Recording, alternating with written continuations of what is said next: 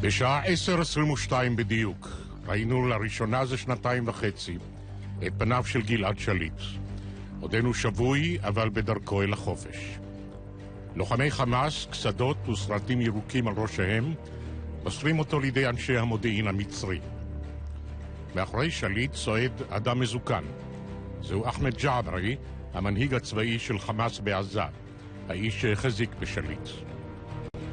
את התמונות האלה צילמה הטלוויזיה המצרית. מהלך ביצועה של העסקה כרוך בקרב על התודעה. והמצרים שהיטיבו לתווך בעסקה רצו לגבות את שכר ההצלחה. כך קרה שכל העולם יכול היה לצפות בגלעד שעות ארוכות לפני שהוריו זכו לפוגשו. דרך מעבר רפיח הכישו אותו המצרים לשטחם, ושם כתבת מטעם הטלוויזיה המצרית, מלווה באנשי מודיעין, מראיינת את גלעד ומציגה לו שאלות מטעם.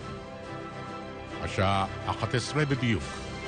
אנחנו שומעים את קולו בפעם הראשונה. מרגיש לא הכי טוב.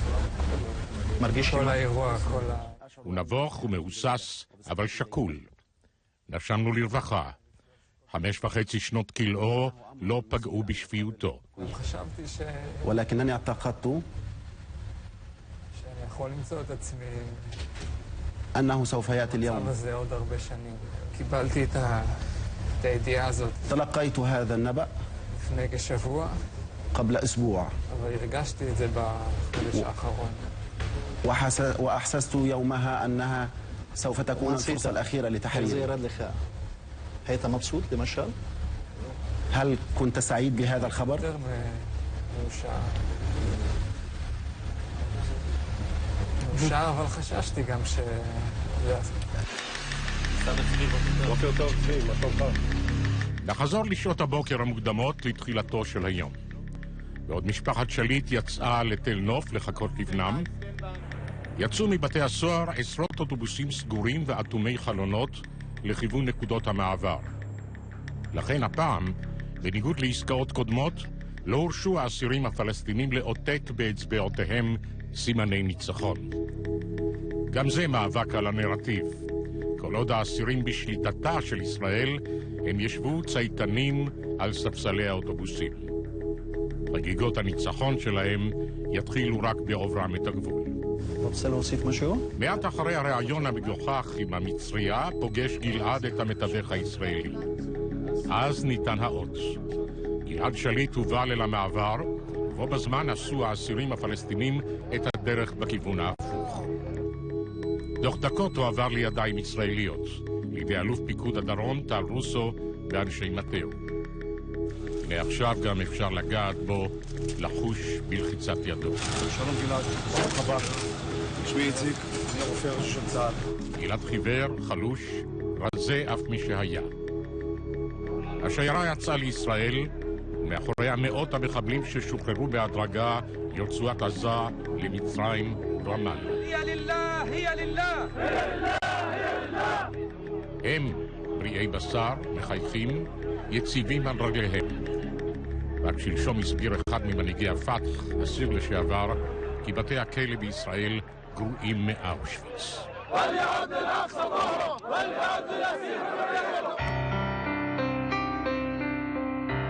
כאשר מגיע גלעד לתחום המדינה, הוא כבר שולח חיוכים מבוישים ומשוחח בפעם הראשונה עם הוריו בטלפון. והמצלמה של דובר צה"ל מתעדת את הרגע. בדיקות רפואיות ועוד תמונה. עכשיו הוא כבר לבוש במדי צה"ל כשבוי שחוזר מן הקרב, ענות דרגות חדשות, רב סמל, ערוך כהלכה לפגישה עם ראשי המדינה. למסוק היסעור המטיס אותו לבסיס תל נוף, אנחנו כבר יכולים לעיין בתווי פניו וללמוד עוד על מצבו. הוא מסרטט משהו, מחייך, משוחח, אבל כך נמסר, תנודות המסוק גרמו לו לבחילה.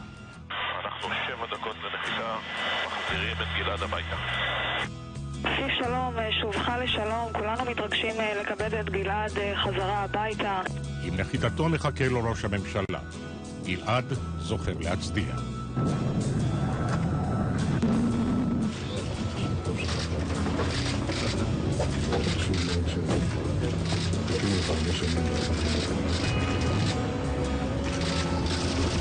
שר הביטחון והרמטכ"ל מחכים לתורם.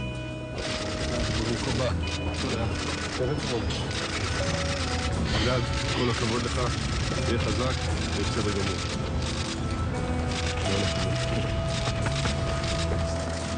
אז הרגע הגדול.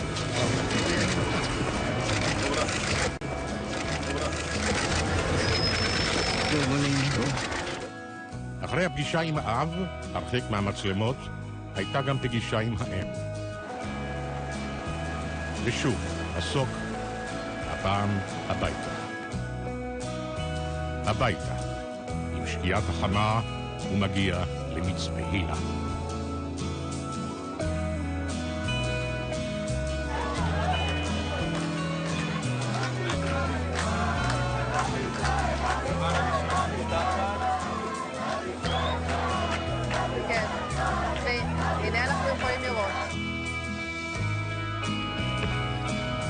גלעד שמח להיות בבית.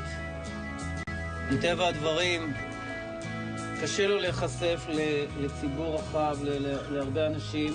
יכולים להגיד שחווינו לידה מחדש של בן.